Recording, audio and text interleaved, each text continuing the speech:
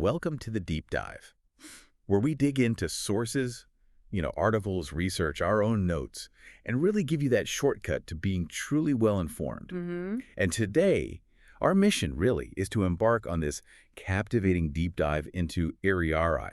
It's a district in Tokyo's Oda Ward. Right. Often overlooked, in the usual guidebooks, but it's absolutely brimming with fascinating history and some really charming hidden spots waiting for you to discover. That's right. And the idea today is to really unearth those historical layers in Iriarai and, connect them directly to unique modern-day experiences you can actually seek out. Yeah, moving beyond the tourist trail. Exactly.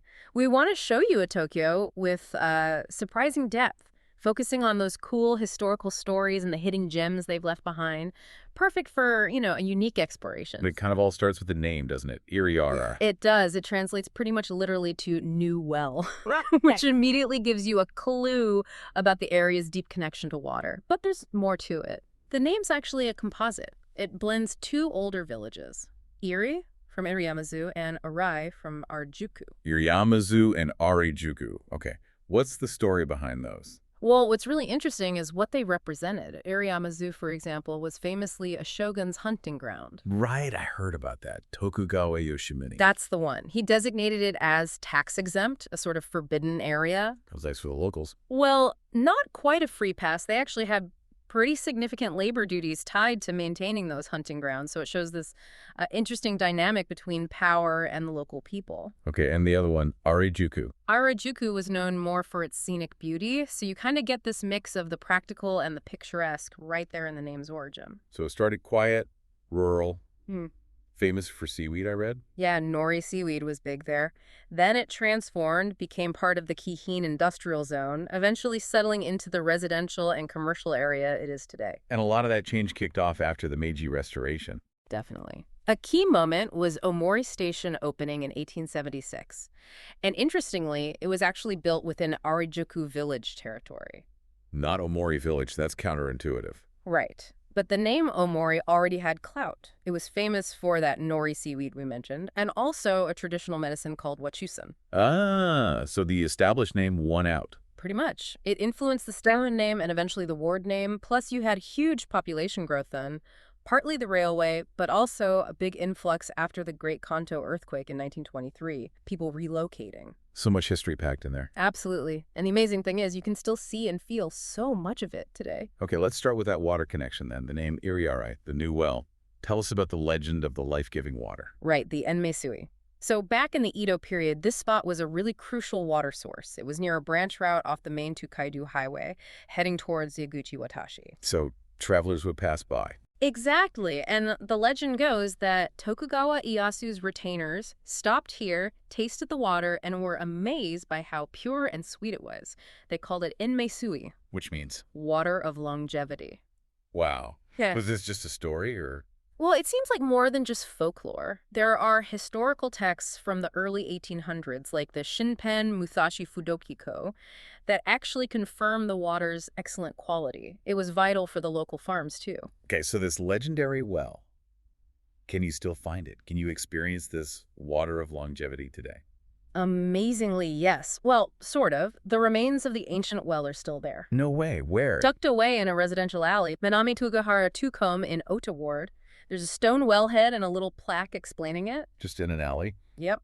And it's not forgotten either. Locals still decorate it during festivals. There's still a reverence for it. That's incredible. And for someone visiting, are there other ways to connect with this? Definitely. Nearby, there's an old-fashioned coffee shop called Kurhitai Idobata. Idobata, like wellside. Exactly. Inspired by the well. And get this. They serve Enmeisui cold brew tea. Oh, that's brilliant. Using the name. Yeah. You can sip tea inspired by the water of longevity. They also have old photos up. And if you happen to be there in summer, there's the Iriarai Sujin Matsuri. A water god festival. Residents recreate the Edo-era water drawing rituals. You can even join a lantern procession at night. It really brings history to life. Okay, from water to commerce. What about Arai-juku as a post town. You mentioned it connected Shinagawa and Kawasaki. Right. It was a busy stop in the late Edo period. And there's a great little story from 1863 involving Kondo Isami. The head of the Shinsengumi, Yeah. the samurai police force. The very same. He stopped at a tea house called Naniwaya and apparently loved their imagawayaki. What's an imagawayaki? It's a sort of round cake, usually filled with sweet red bean paste. He famously called it an excellent meal before battle. Huh. Yeah. So samurai's pre-battle snack choice? Did that stick? It absolutely did. That little anecdote became so well known, it actually helped Naniwaya survive when the post-town system declined after the Meiji Restoration. Talk about enduring appeal. That's amazing. Can you still go to Naniwaya? You bet. It's still there, right on the Arai-juku shopping street. It's over 150 years old now. Wow. Do they still make the imagawayaki? They do, and they still use the old Edo-era copper molds. Plus, the recipe has a secret ingredient, a little hint of salt. Salt. Why salt? It's said to mimic the portable rations samurai used to carry. So when you eat it, you're literally tasting a piece of history. That is so cool. Are there other traces of the post-town era there? Oh, yeah.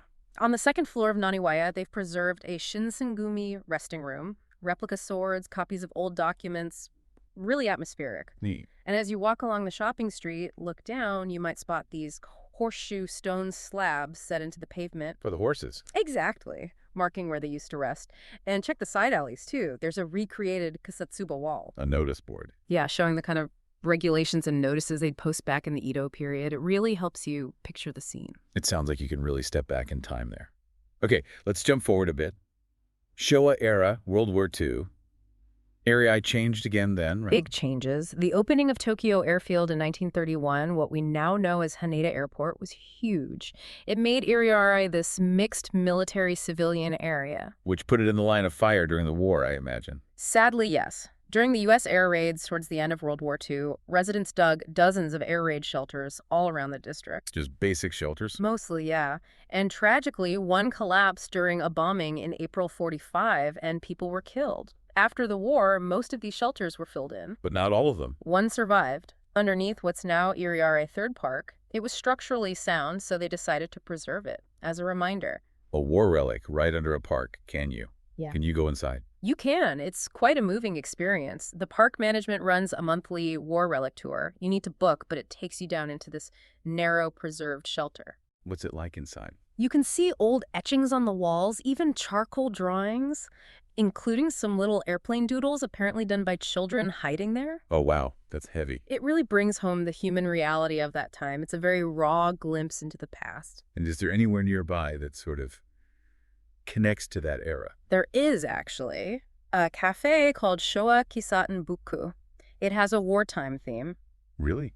What do they serve? Well, they have things like potato dregs curry, Yeah. meant to mimic wartime rations, and brown sugar coffee. It's a thoughtful way to engage with that period beyond just seeing the shelter, a taste of daily life almost. Okay, another fascinating layer.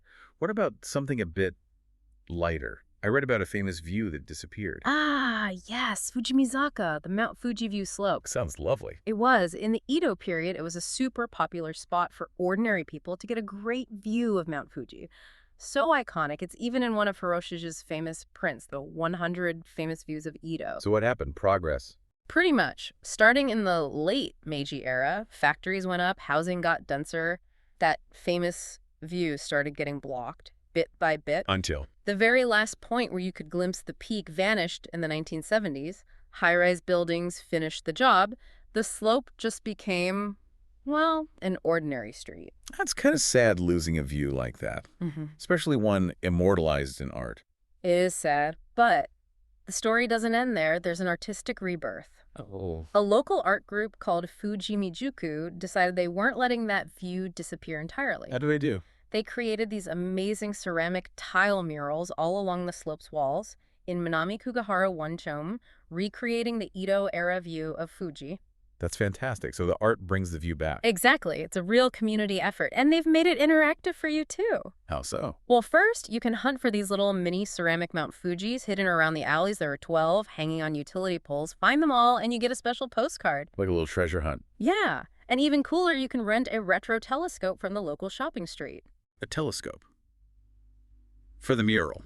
You point it at these little holes in the mural, and through the telescope, you see a virtual Mount Fuji superimposed onto the real street view. That's incredible. Blending the past, present, and art like that. That's a really beautiful way they've reclaimed that lost perspective. Okay, one last story. This one sounds quite mystical, a divine cormorant. Right. This one takes us to the border area between Iriarai and Unoki. The legend goes way back to the Heian period. Ancient history. A fisherman supposedly found this giant tree, and perched in it was a magnificent white divine cormorant, and beneath the tree, a spring with healing waters. A secret spot. Definitely. Later in the early Edo period, they built Unoki Shrine nearby, and the water from that spring was channeled to a local tea house, Unoki Chain. Let me guess. The spring eventually dried up. Urbanization. You got it. Happened in the Meiji-era. Yep. But the tea house, Unoki Chain, is still there. And they still use well water, I bet, keeping that connection. Precisely. They use well water for their tea, and in their garden, they actually have a hand-dug well, which is said to be a remnant of that original spiritual spring. Can you interact with the well? You can. You need to make a reservation, but you can request a water divination ritual and actually drink from it. Wow. A direct link to the legend. A very personal way to connect with that folklore, yeah. Oh. And the belief in its healing power. Any other ways to experience the legend? Well, you should definitely try their limited edition Unoki Monaka. Another sweet. Like the Imogawayaki. Similar idea, a traditional sweet. This one has a divine cormorant pattern stamped on the shell, and the filling is made with local yuzu citrus and brown sugar. Sounds delicious. Yeah. And at the shrine itself? At Unoki Shrine, you can write your wishes on a special cormorant feather ima, that's a wooden wishing plaque. The shrine maiden, the Miko, then hangs it on a model of the sacred tree. Symbolizing putting the wish back into the legend. Exactly. It makes your visit feel really connected to the local spiritual tradition. It seems like water is the thread running through almost all of these stories. It really is fundamental to Iriarai's identity. Think about the seaweed, the nori. The eastern part, old Iriamazu, was a huge nori production center back in the Edo period. Producing the famous Asakusa nori. That's the one. It was actually Japan's top producer at one point. Commercial farming stopped in the 60s, mostly due to environmental changes, but you can still see many of the old nori houses. The heritage is preserved. Can you learn more about that history? Oh, yes. You can do a nori-zuka experience, seaweed processing often led by former fishermen, very hands-on. Cool. And there's the Omori Nori Furusato Kan, the Seaweed Hometown Museum, down at Omori Furusato no Hamabi Park. Great place to see the tools and learn the history. Any nori being made there now? Well, interestingly, there's a revival project happening. They found some old Asakusa nori seeds in the Tama River estuary and are trying to bring it back. Full circle. Amazing. Yeah. What about actual rivers? The Hachiman River was really important. It was a branch of the Rokugu Yosui irrigation system, flowed right through Iriai, under the Hachiman Bridge, and out to sea. Used for irrigation mostly. Irrigation, yes, but also recreation. Fun fact, the area near where it met the sea was the site of Tokyo's very first public beach back in the Meiji-era. No kidding. So water for work, water for play. It really shaped everything. Absolutely, from farming and industry to leisure and transport.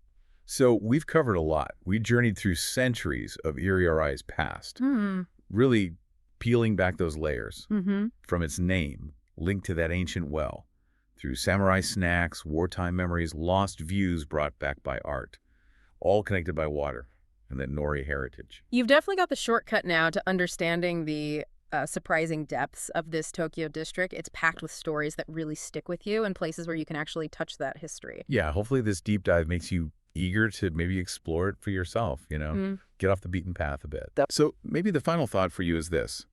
In a city as huge and constantly changing as Tokyo, how many other hidden stories like Iriarai's are just waiting, lying just beneath the surface of everyday life? Yeah, waiting for someone willing to look a bit closer. Perhaps Iriai is just a reminder that sometimes the most profound, the most enriching experiences come when you peel back the layers of what seems familiar, finding the extraordinary in the ordinary.